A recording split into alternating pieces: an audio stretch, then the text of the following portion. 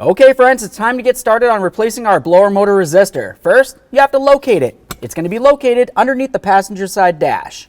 Now once you're under here, you're going to see some wiring that leads to it. The first thing we need to do is disconnect it.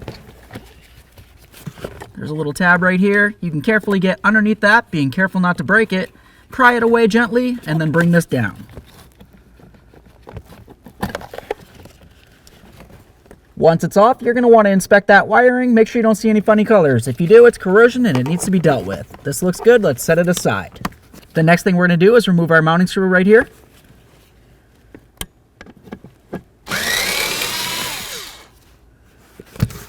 Now that we have that out of there, we can carefully give this a little wiggle and we'll remove it from the car. Okay, now we can get ready to install our brand new resistor here. Now when we install this, there's going to be the two tabs that go on the driver's side of this. We're going to carefully bring this in at an angle, put those tabs into where they belong, and then we can put in our one mounting screw. After you have it started, go ahead and snug it up. Give it a nice wiggle, make sure it's completely secured. If it's off kilter, it might not be secured properly. This feels great. The next thing we'll do is go ahead and plug it in.